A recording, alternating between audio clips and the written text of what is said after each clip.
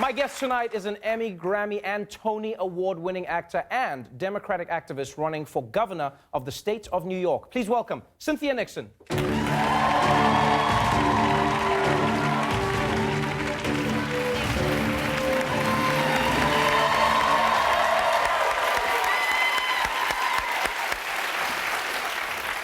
Welcome to the show. Thanks so much. This is so surreal for me, because the first time I thought I would ever meet you in life, I thought it would be a Sex and the City related event where I would have won, like, I don't know, like a competition to be part of the cast. But instead, I'm meeting you as somebody who is running to be New York's governor, and not just governor, New York's first woman governor. Yes. Which is a pretty tall task. There had to be a moment where you decided not to vote, but to become the person to be voted for. When was that decision made?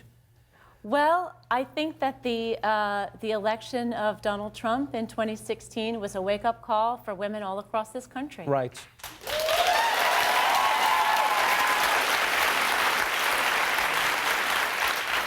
And gave us a feeling that we had to become involved like we never had before, and that if we wanted to see real change, that we had to go out there and we had to bring it on ourselves by running for office. That's really exciting, because that's exactly what you're proposing, is real change. And you're starting off in New York.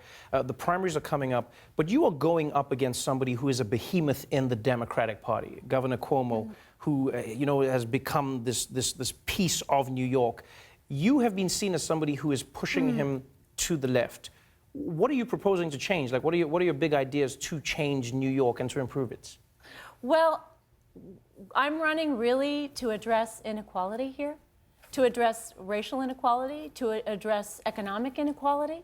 And I think that we're at a really terrible moment, I think, for our nation in terms of the Trump agenda and the stage that he's setting for our country. Right. And it's up to us who are progressives and who are Democrats to actually seize this opportunity. And there's no better place to do that in New York State, because we are a proudly progressive state. We're 2-to-1 Democratic. Right. And our governor now, Andrew Cuomo, likes to say, oh, we're the most progressive state in the union. How can he say that? How can he say that when for the last 8 years we haven't done things like pass the New York Dream Act? We haven't passed the Women's Reproductive Health Act. We have tens of thousands of people, largely black and brown people, sitting in jail, languishing, waiting for trial because they can't afford bail. Right. We have, again, so many black and Latino people incarcerated for marijuana, something that white people do with impunity. We have some of the worst voter suppression laws in the entire country in New York State. How can you have been governor for 8 years and presided over this and not had movement on any of these issues? You can't call yourself a progressive, and I think, frankly, you can barely call yourself a Democrat. Wow, those are powerful words.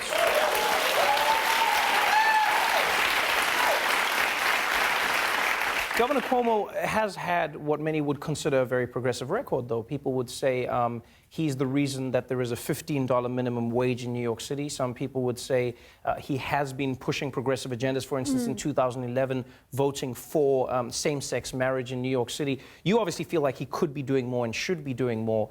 And some people say that he's now moving more towards your platform because you are running. So he has said that New York should legalize marijuana. He has said that now New York needs to look at reforming its prison institutions.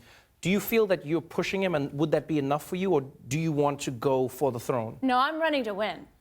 I am definitely running to win. But I think that, there is this thing called the Cynthia effect, where all of a sudden he is rediscovering, or discovering, I guess, for the first time, the progressive part of him, or he's trying to do it real fast. But he hasn't actually come out for legalizing marijuana. He's, a year ago he was saying, he sounded like a 1970s suburban dad saying marijuana was a gateway drug. Right. And then we came out with our platform, and the next day he said, well, the facts on marijuana have changed. So we'll see. We'll see. But you know, he gets credit for a lot of things that actually he was pushed into, and the $15 minimum wage is a perfect example. This was something he fought for years, and he kept saying, "Oh, how about $10.50, or how about $12?" And basically, activists organized on it for years, and finally, he really wasn't given a choice, and so he enacted it, and now he claims credit for it. But we need real leadership, and we need somebody who's going to be progressive, not just right before a Democratic primary. We need somebody who's going to be progressive and act with democratic values after the election, too. You've had interesting views on marijuana, where you haven't just gone and said legalize marijuana. You've also said that people of color who have been prosecuted for marijuana should not only have their sentences expunged, but also they should be the first people to have rights to open marijuana stores and dispensaries.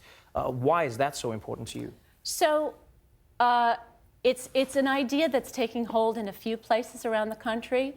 They're doing this in Oakland. They're doing this in Massachusetts.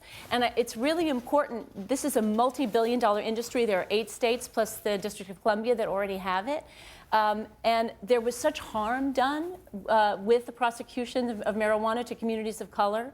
And it's really important now that it's this multi-billion-dollar industry that it's not just wealthy white capitalists like John Boehner who are going to profit. It's really important going forward that there be some kind of equity, and that communities that have been the most devastated by the racist war on drugs are actually first in line for licensing, and also for small business loans and support to really make a success of it. Let's talk about the subway, because that's all New Yorkers want to talk about. That is one of the biggest blights right now in New York City, as one of the biggest and most powerful cities in the world. People say it has one of the worst mass transportation systems. It has the single worst record of any major transit system on the globe. So how do you fix that? Because Cuomo says, I mean, this thing is monumental and it cannot be fixed. You've come out with a plan. How do you think New York can begin to fix the subway?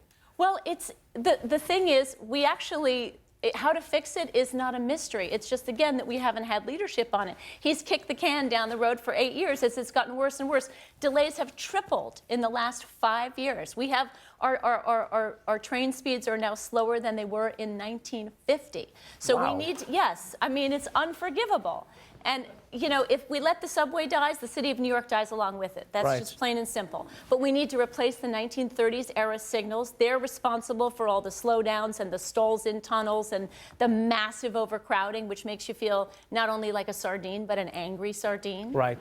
The worst kind of sardine. The worst kind of sardine. Yes, indeed. And we need to replace some of our oldest cars, which they're not only older than you are, they're older than I am. We've got cars in our fleet that were put into service before the Beatles came to America. Wow. And what's important is, when the platform that we came out with today wasn't just about how we were going to do it, it was also about how we were going to pay for it. And that includes holding millionaires accountable to pay their fair share to rescue the New York City subway system. It really is a powerful platform, and many people have lauded your progressive ideas. One conversation that I've seen started that really intrigues me is that of the Democratic Party itself. So in order for you to have your name on the ballot and to be in the primary and have that name on the ballot, you have to get at least a certain amount of votes. You need 25%, I believe. And right now, the Democratic Party has said, we are going 95% against you. You've got 5%. So you have the establishment that is up against you. What was particularly interesting for many people was the fact that Hillary Clinton endorsed Cuomo over you. And some people said, as a woman, it felt like that would have been her cause because you were both progressive. Is that something you expected of her? Were you disappointed in any way? Or do you think it doesn't matter because of what you're proposing? You know, so the convention happened last week, and, you know, Andrew Cuomo, he runs the New York Democratic Party. He's going to get all the establishment endorsements. We walked into the Lion's Den. We knew what it was. We knew it was his backyard. But we wanted to show people that, you know, that they had an alternative and that we weren't afraid, and that actually the Democratic Party is our party, too. So what happens now is we collect signatures. We collect tens of thousands of signatures, and it's something we always knew we were going to do, and it's a great opportunity. Actually, we have thousands of volunteers signed up on our website. We have an insurgent campaign. It's a people-powered campaign, and we're going to get out all across the state starting next week and talk to people about the issues.